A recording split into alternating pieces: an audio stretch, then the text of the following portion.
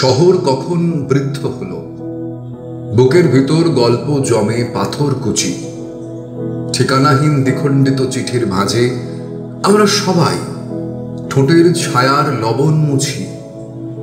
কেউ এগুলো অনেকটা পথ, কেউ থেমে যায় ঘড়ির কাঁটার শব্দ শিখে, মলাট দেওয়া শহুরে এক জলের খাতায় মফস্বলের কথকতার পয়ার লিখে।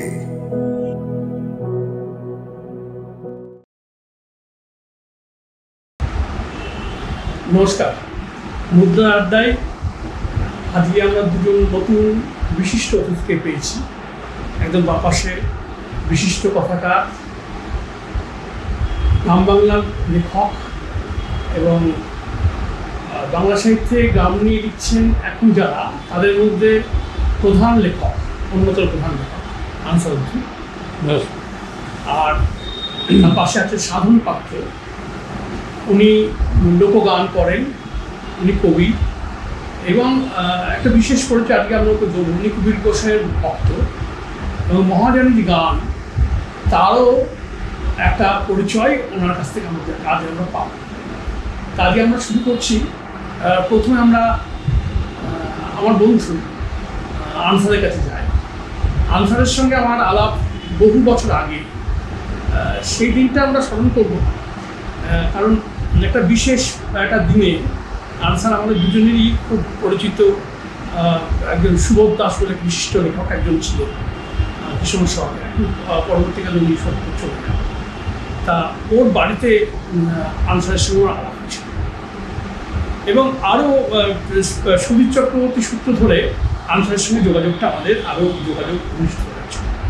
তা আনসার মনে আছে প্রথম দিন সেই তোমার এই ঘটনাটা একটু যদি বলো। গ্রাম থেকে আনসার তখন সবে আসছে, গ্রামের কোনো কাটেনি, এখনও আনসার সেই গ্রামের পরিচয় ছাড়তেও চাই না, ছাড়ার কোনো ইচ্ছা নেই। কিন্তু তখন একটা গ্রামের ছেলেকে দেখে আমরা যেমন চমচমকে গিয়েছিলাম, একটা গ্রামের ছেলে সে কি বলতে চাইছে এটা আমাকে একটু অবাক করেছিল। সেইটা ওর মুখ থেকে শুনুন কেমন লাগবে আপনাদের। সময়টা 1991। এখন আমি মূলত চাষবাসই আমি করতাম, যেহেতু চাকরি বাকরি সেরকম পার খুব একটা আশাও ছিল না। আর মাঠ ঘাট এগুলো কৃষিকাজটা আমার ভালো লাগতো, মানে আমি জানতাম।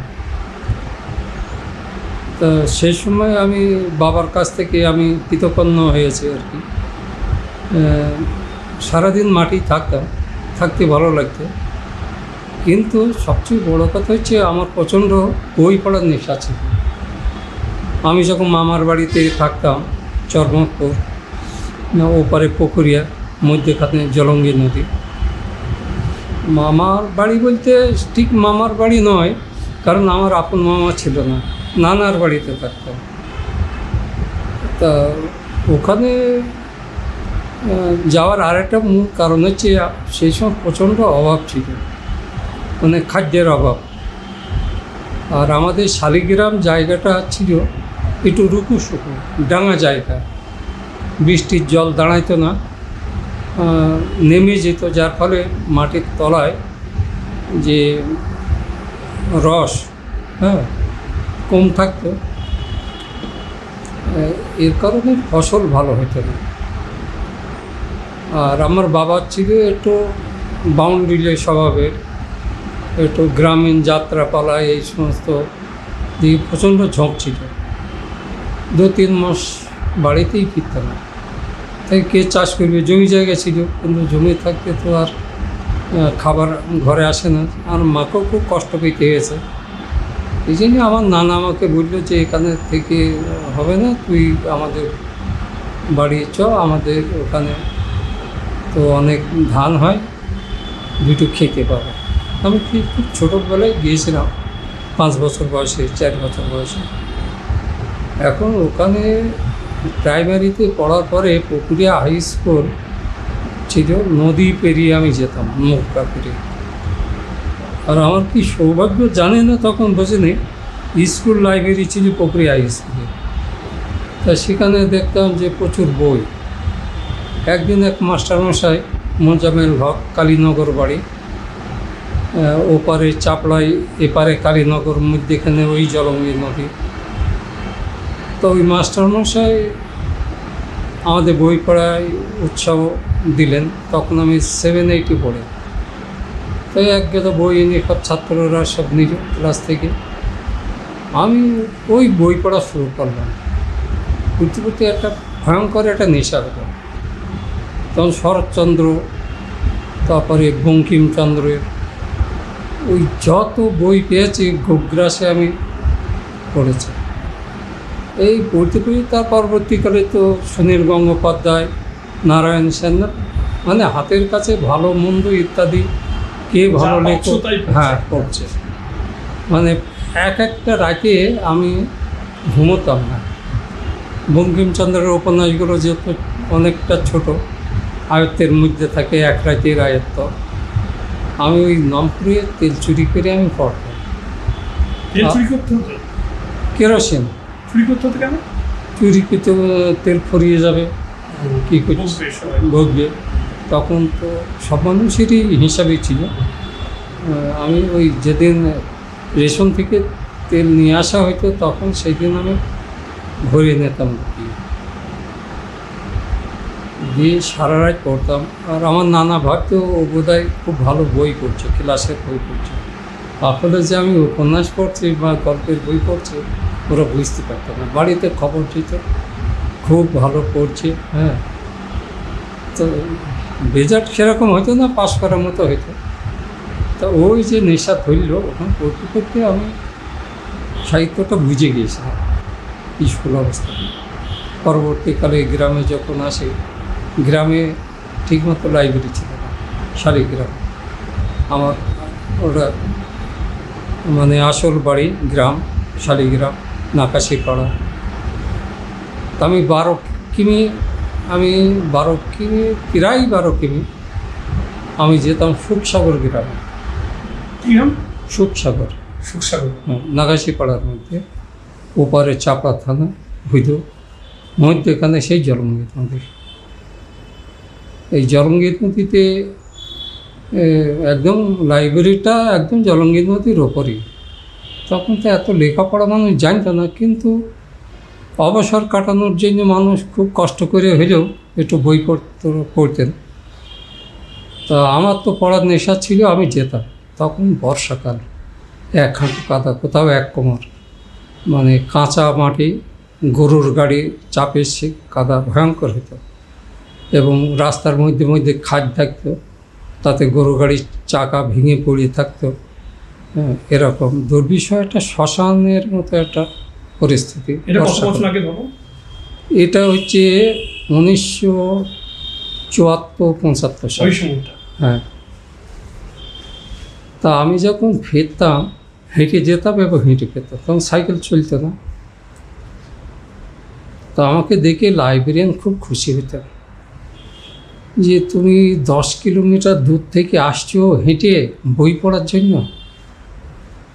তা বাবা তুমি সব বই নিয়ে যাও, এত কষ্ট করে তোমাকে আসতে হবে। উনি সেই মাঠে থেকে কাঁচা পাট গাছের ছাল ছাড়িয়ে বই আমাকে বেঁধে দিতেন। সেই বই আমি ঘাড়ে করে নিয়ে আসতাম। বলছে বই কটা নিয়ে যাও, তোমার এই ভাঙা মাসটা হয়ে যাবে। ভাঙা মাস মানে মাসের পরবর্তী যে দিনগুলো, এগুলো তোমার হয়ে যাবে। তো সে আস্তে আস্তে প্রচণ্ড কাদা, আমি রাস্তা আমি ঠিক বুঝতে পারতাম না। কখনো কখনো কাদার মধ্যে তলে যেতাম, বই থাকতো কাঁধে, বই ছাড়তাম না। কিন্তু ওই সময় একটা কথা খুব মনে পড়ে, একটা মেয়ে আমাকে লক্ষ্য করতো যে আমি ওখান দিয়ে যেতাম। আর গ্রামের কুকুরগুলো তারা ভাবতো আমি বই চুরি করে নিয়ে আমি চলে যাচ্ছি। সে কত কুকুর, তারা কাদায় নামতে সাহস পেত না, কিন্তু রাস্তার 2 ধারে থেকে সে সাংঘাতিক চিৎকার, মানে আমাকে ছিঁড়ে খেয়ে ফেলবে এরকম অবস্থা। তো আমারও ভয় লাগতো, দিয়ে আমি সেই কাদায় দাঁড়িয়ে থাকতাম, উঠতে পারতাম না, এত আঠালো কাদা। একটা মেয়ে আমাকে একটা বাঁশের আগা বা ডগা আমার দিকে বাড়িয়ে দিয়েছিল, কিশোরী মেয়ে। মানে আমার এত ভালো লেগেছিল, এত উপকার সে করেছিল। সে মেয়েটা প্রায় সেখানে দাঁড়িয়ে থাকতো, যখনই আমি ফিরতাম আমি দেখতে পেতাম মেয়েটাকে। তাই যাক, সেটা একটা সময়, একটা মেয়ের এই যে এগিয়ে আসা, আমাকে সাহায্য করা, এটা তো ভোলা যাবে না। তখন সেই বয়সটা ছিল, সেই বয়স, ভালো লাগার একটা বয়স ছিল। পরে আমাকে অনেকে বললো, তুমি এখান দিয়ে এই রাতে, এই অন্ধকার রাতে তুমি যেতে পারবে না, তলিয়ে যাবে, তুমি তো রাস্তার সব ভাব জানো না, তুমি মাঠ দিয়ে যাও। কিন্তু সে মাঠ দিয়ে যাওয়া একটা সমস্যা, সেখানে শিয়াল, কুকুর, অনেক কিছু সমস্যা। তা এইভাবে আমি বই পড়াটাকে আমি ছাড়িনি।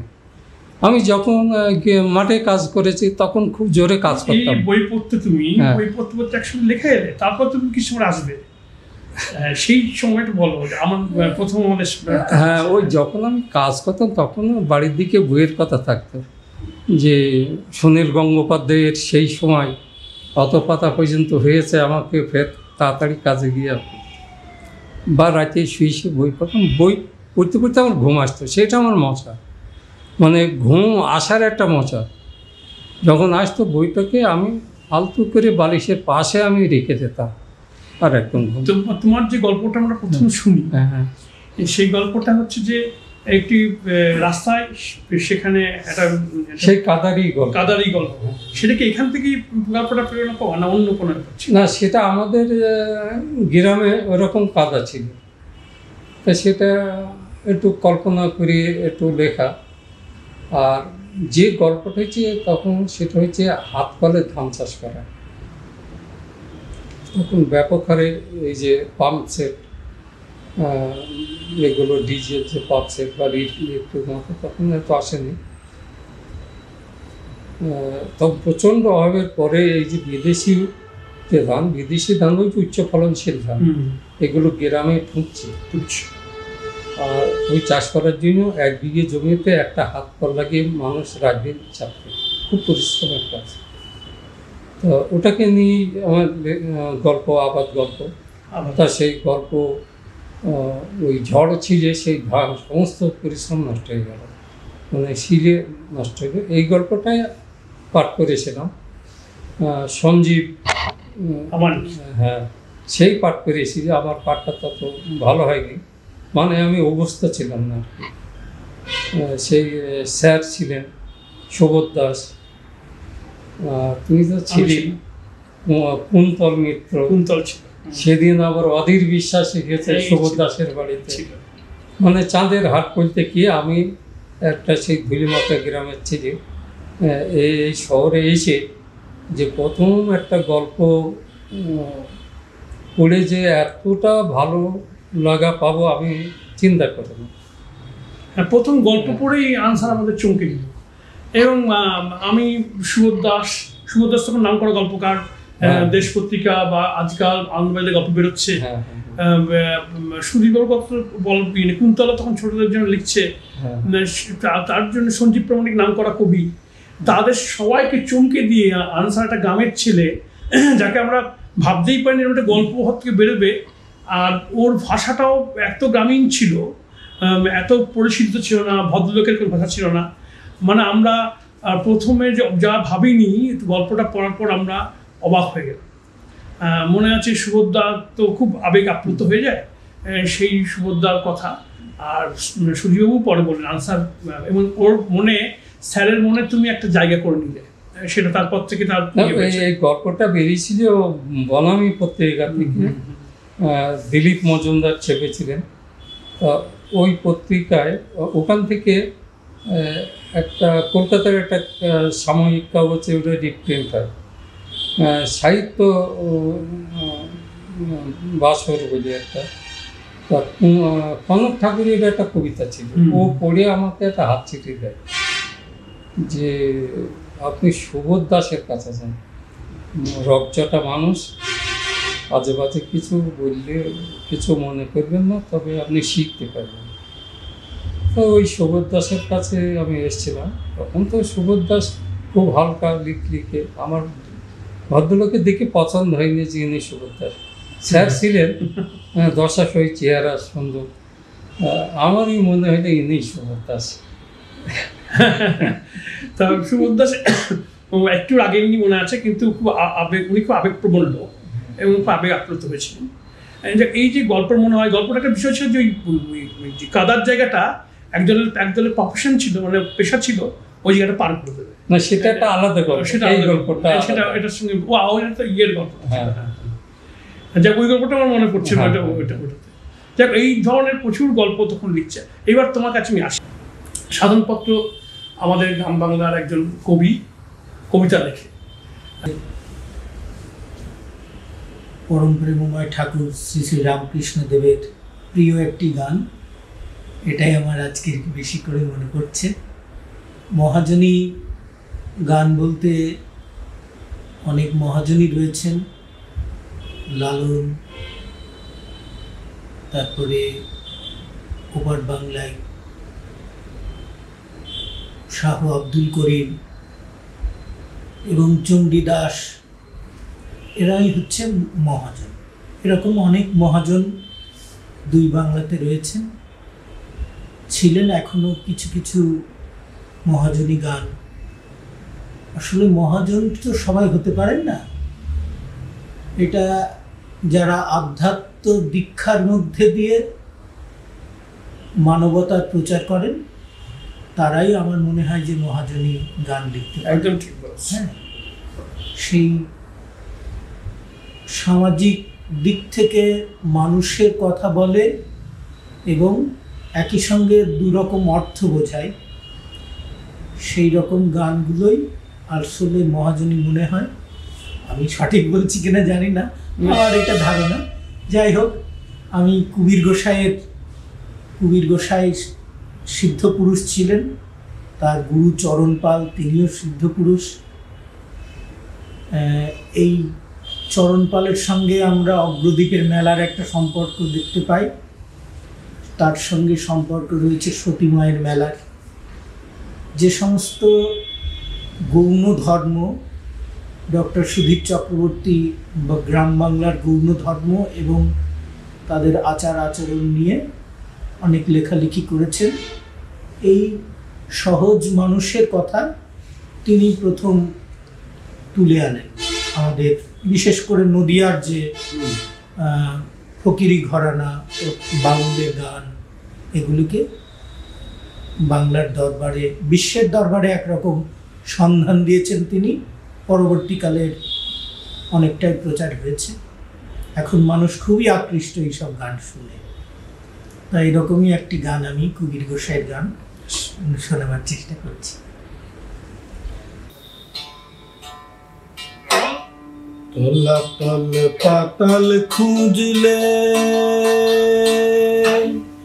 পাবিনে রে প্রেম রত্ন ধন, পাবিনে রে প্রেম রত্ন ধন, ডুব ডুব ডুব রূপ সাগরে